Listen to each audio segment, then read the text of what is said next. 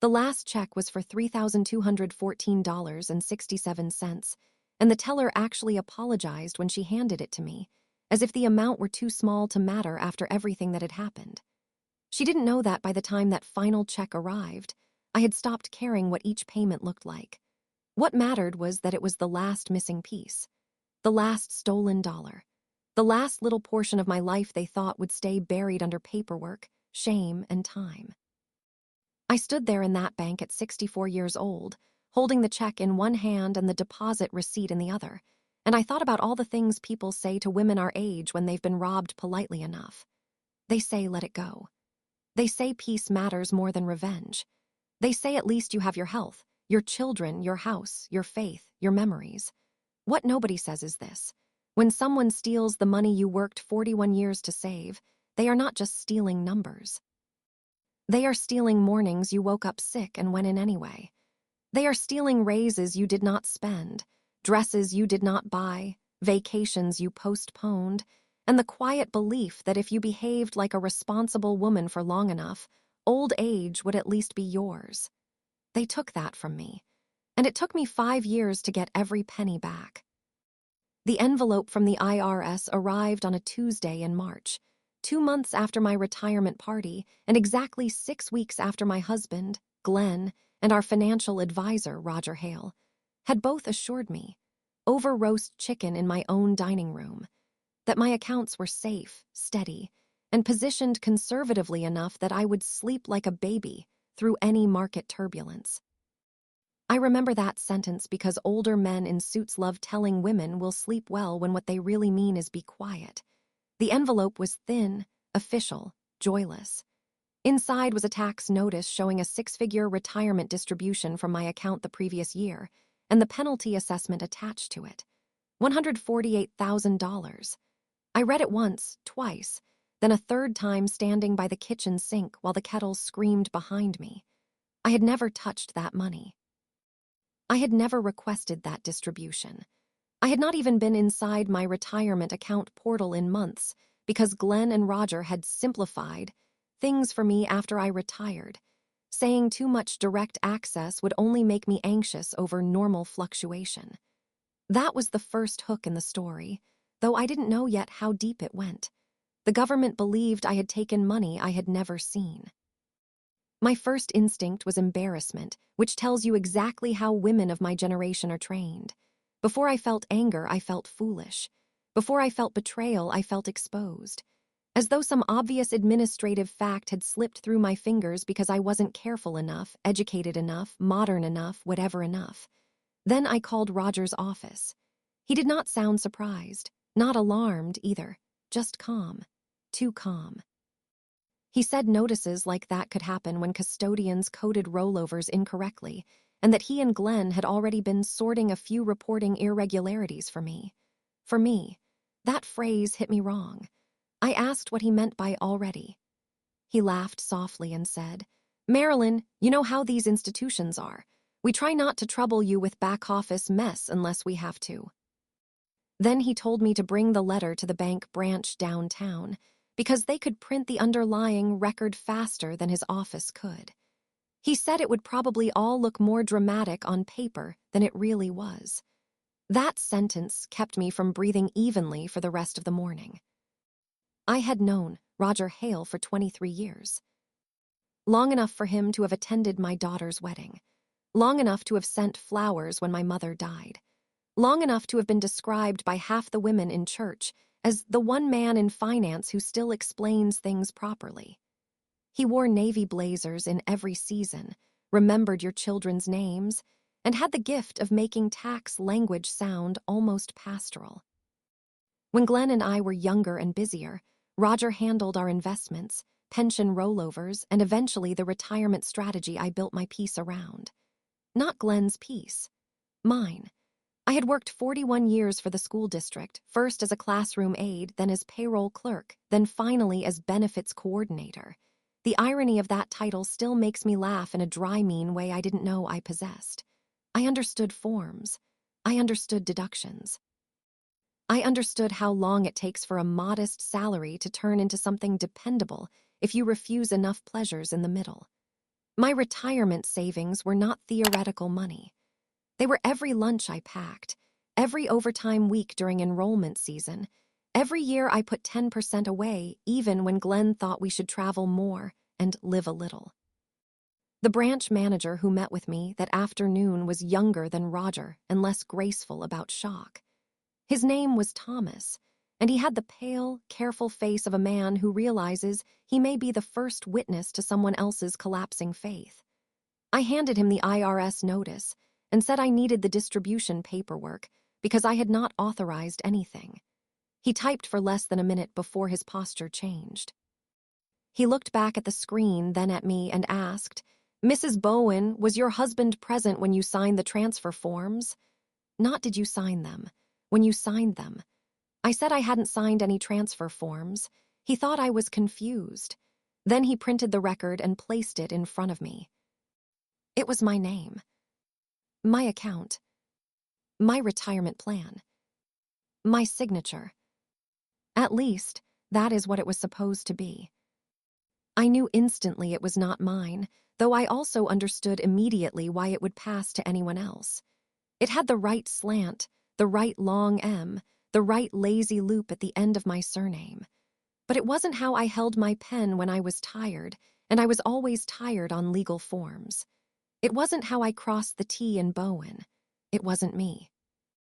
Under the signature line sat a witness signature from Roger Hale's assistant, and below that a notation that the transfer request had been completed in person at his office during a joint retirement review. Joint. That was the second hook, and it pulled much harder than the first because I knew exactly where I had been on the date listed there. I had been in Ohio for my grandson's surgery.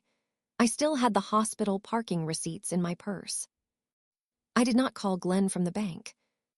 That is one of the few things I did perfectly from the very beginning. I sat in my car afterward with the printed forms in my lap and forced myself to do what older women rarely get credit for being able to do well. I thought past the first injury.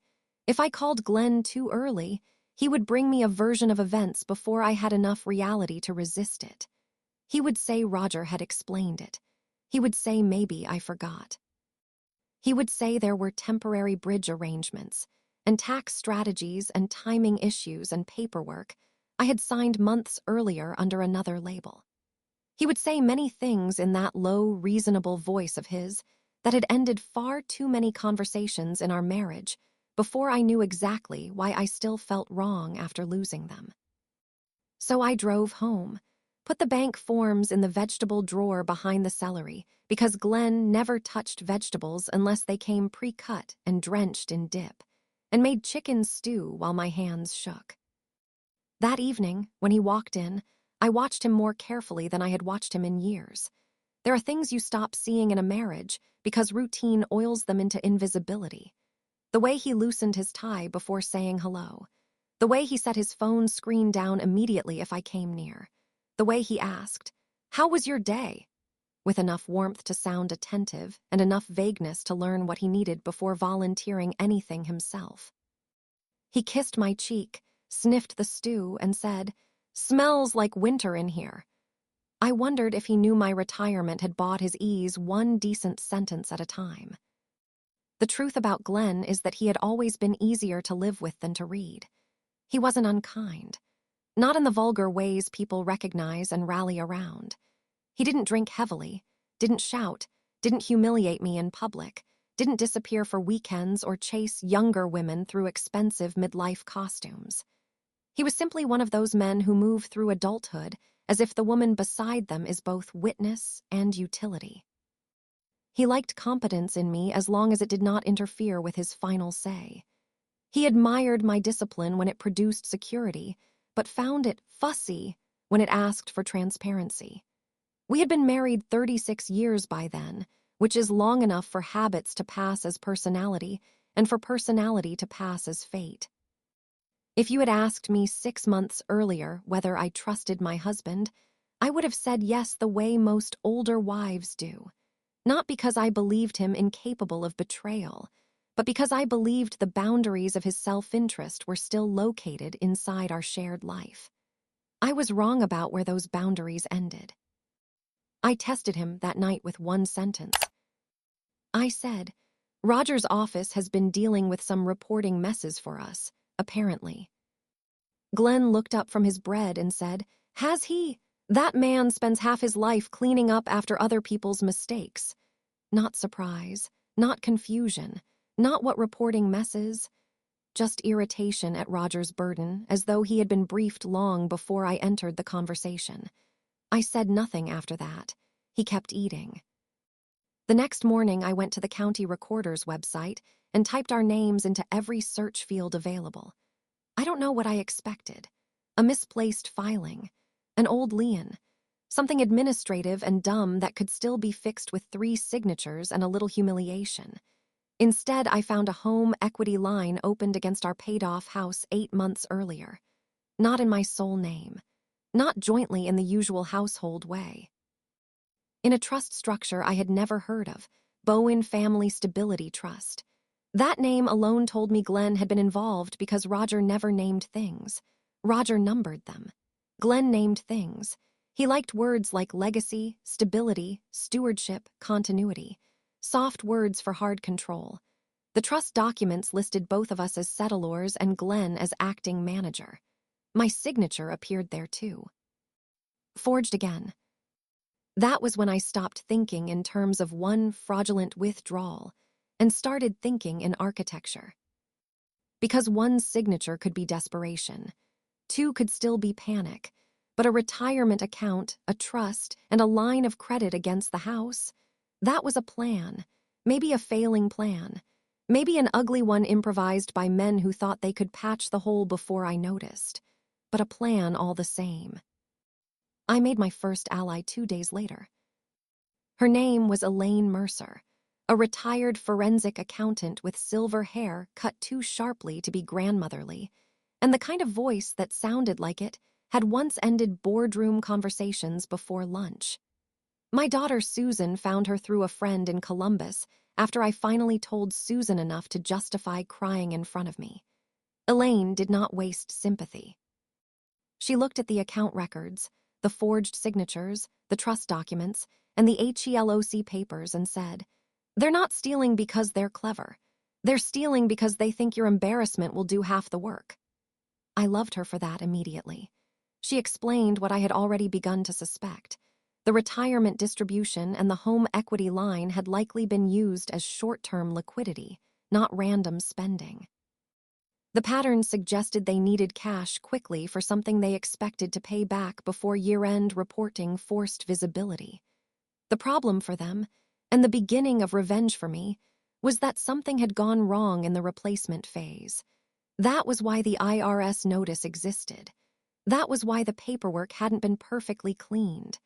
That was why Roger had sounded calm, but not confident. Something was still open. So I started looking for what? The next weeks passed in a blur of ordinary meals and secret copying.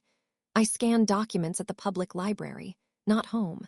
I paid for a PO box in the next town. I opened a new account in my name only at a credit union Roger hated because little institutions don't scale well. I laughed when I did it. I had not laughed much up to then. Elaine helped me request transaction histories the proper way and showed me where to look for wire patterns. The money from my retirement had not disappeared into personal spending. It had moved through Roger's advisory company into a holding account tied to a real estate venture called Silver Ridge Commons, LLC. My home equity line had fed the same place. The ownership records showed Roger Glenn and one third partner I didn't know, Marcus Devlin, a local developer with 3 past bankruptcies and a talent for reopening under new names. The project description, in its private placement memorandum, was almost funny in its cruelty. A boutique active adult community for secure, elegant aging. They had stolen my retirement to build luxury cottages for people like me. That was the third hook in the story, and it was the one that changed my anger from personal pain into strategy. Because once I understood the theft wasn't just greed, but also image. Once I saw they were trying to parlay my savings and my house into a profitable narrative about aging well, I knew exactly where to hurt them.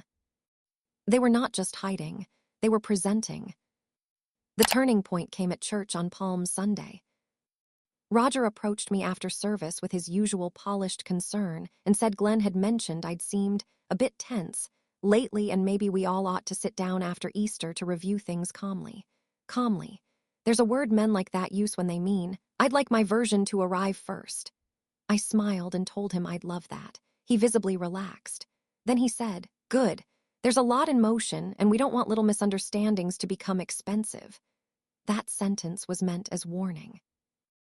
It landed as invitation. That was when I knew they were still waiting for one more signature from me. Elaine found it 2 days later in a packet Roger's assistant mailed to our house, marked Preliminary Community Trust Alignment. Buried beneath cover letters and philanthropic language was a consent page that would have subordinated my claim over the house-linked trust in favor of Silver Ridge's senior lender. In plain English, if the development failed, our home would be exposed first. They had already taken my retirement. Now they wanted me to bless the risk to the roof over my head while calling it charitable estate planning. I sat at my kitchen table reading that page and felt something become very still inside me. Not numbness, purpose. When Glenn came home, I had the packet stacked neatly beside my place setting. He smiled, loosened his tie, and said, looks like Roger finally got around to sending the updates. Updates. As if we had all been faithfully monitoring the same harmless project together. I asked whether he wanted to review them after dinner. He said yes with visible relief. He thought the delay had been confusion, maybe mood. He thought one calm meal, and Roger's practiced explanations would close the gap before it became scandal. So I gave him exactly what he expected. I told him I had been overwhelmed and probably more emotional than the paperwork warranted. I said maybe retirement had made me too aware of worst-case scenarios. I said the tax notice from the IRS had shaken me and I'd let my mind run ahead. He reached across the table and squeezed my hand with the tenderness of a man who believed he had regained the room. I know this is scary, he said. That's why I keep trying to carry the hard parts for us. For us? I nodded. Then I asked when Roger could come by. The meeting was set for Thursday at 7. I spent Wednesday with Patricia Sloan, the attorney Elaine recommended. Patricia was 69, immaculately dressed, and so unimpressed by male procedural confidence that I nearly wanted to hug her. She reviewed everything, asked 3 brutal questions, and then told me precisely what would happen if we moved too early or too late. Too early, and Glenn and Roger would scatter records, shift blame, and start painting me as confused. Too late, and I risked one more signature entering the chain. So we built the response for Thursday. Not a fight, not a crying reveal, a trap. When Roger arrived, he was carrying a leather portfolio and his church smile. I had set the dining table with coffee, pound cake, and every relevant document hidden in color-coded folders inside the buffet drawer. Glenn sat at the head of the table as if this were an adult family matter requiring his quiet leadership. Roger chose the chair nearest him. Patricia was running late, by prior arrangement. Elaine sat in my den with my daughter on speakerphone, ready if needed. Glenn began with the tone older husbands use when they want peace to sound masculine. Let's not make this bigger than it is. Roger nodded gravely. Then he opened his portfolio and began explaining Silver Ridge as though I were a gifted but emotional board member whose gifts had not extended to finance. He got 10 minutes. 10 full minutes of jargon, reassurance, and selective truth. Just long enough to make them comfortable. Just long enough for Glenn to think this really might settle back into silence. Then I said, before we discuss one more planning document, I want you both to explain why my forged signature appears on a 6-figure retirement withdrawal, a trust instrument, and a line of credit on my house. The room did not explode. That is what made it so satisfying. It narrowed. Roger stopped with one page half-turned. Glenn didn't look at me first. He looked at Roger. That is how I knew, even then, who had told himself this was finance and who had known all along it was theft. Roger tried the obvious line. Miscommunication. expediency, temporary repositioning. He said signatures had likely been ported from an earlier authorization packet during a custodial consolidation process, and that no malicious intent was ever involved because the funds were meant to be restored before any permanent effect reached me. Patricia walked in at exactly that moment and said, "That explanation may interest a jury, but it doesn't interest me." I wish I had practiced that entry for her. I didn't have to.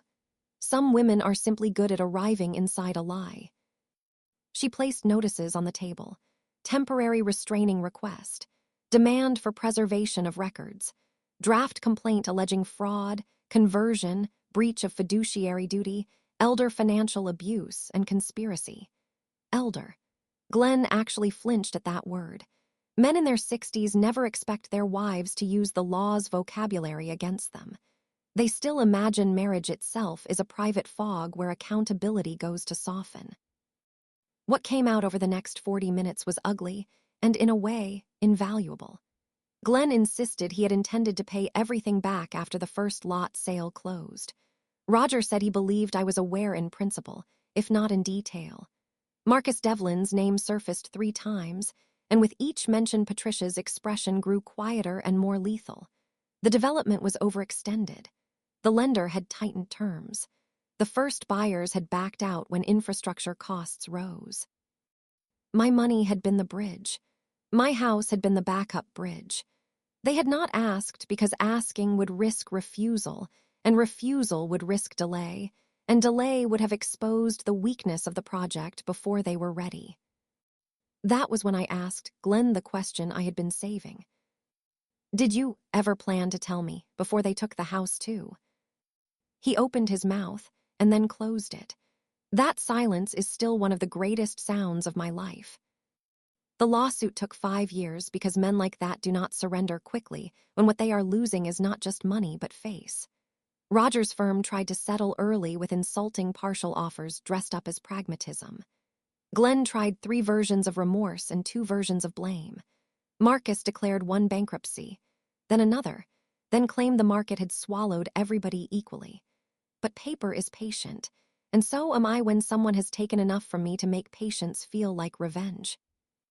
What made the payoff worth the years was not one triumphant day in court. It was the sequence. Roger lost his licenses first. Quietly, then not quietly. Glenn had to disclose the litigation in places he never imagined it would follow him. The lender on Silver Ridge froze dispositions. Marcus sold his lake house under order. Our home equity line was voided after the trust instruments were unwound. Depositions forced language into daylight. I sat in one conference room after another and listened to men describe my life as if I had been a paperwork inconvenience until the documents themselves made that language impossible. Patricia taught me not to crave dramatic confession. She taught me to value contradictions on the record. That was better. The most beautiful moment came in year 3. Roger, exhausted and cornered by the licensing board, tried to save himself by recasting Glenn as the emotional instigator. He produced emails he thought would soften his own role and ended up handing us the one thing he should have burned. In an exchange with Marcus, Glenn had written, "She trusts signatures the way she trusts Sunday. If we move fast enough, we can fix it before she ever understands what changed." That line went into the amended complaint, the board findings, and eventually the settlement structure. Sunday. He took the thing I had spent my whole life treating with seriousness, decency, routine, trust, all the quiet disciplines of an ordinary woman, and used it as a measure of how easily I could be crossed. The day Patricia read that sentence aloud to me, I stopped feeling merely injured. I felt sharpened. By year 5, the case no longer belonged to their story about temporary necessity. It belonged to ours.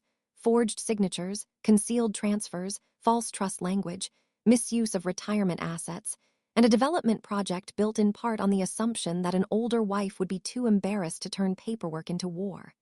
The final money came in layers. Insurance recovery from the advisory firm. Sale proceeds intercepted from Marcus's remaining parcels. Roger's deferred compensation. Glenn's share of a business payout I once thought would help fund our travel. The last check, the small one from the beginning of this story, came from the receiver after administrative expenses were reconciled. $3,214.67. Not grand enough to celebrate by itself. Perfect when understood properly. When I deposited that final check, the teller said, "There you are," as if she were returning a lost scarf. I didn't explain. After the divorce, people asked me whether I regretted fighting so long. No, I regret trusting the wrong men in the wrong rooms. I regret how thoroughly I confused being left out of the hard parts with being loved. I regret every time I let Glenn say he was handling things for us when what he meant was without me. But I do not regret the years it took to get every penny back, because those 5 years did something no marriage to him ever did. They taught me the exact weight of my own name on paper and the exact cost of letting someone else use it in place of me. That is what the money really bought back, not retirement. Time does not return goods. It returns clarity if you survive it properly. And clarity, at 64, is worth more than any apology Glenn ever offered once he realized his charm had no legal standing. If you watched this and thought, that kind of manipulation doesn't happen in one voice alone, I've left another story for you on screen. It's about a woman whose fiancé didn't just make her doubt herself. He recruited other people to do it for him. Click that one next.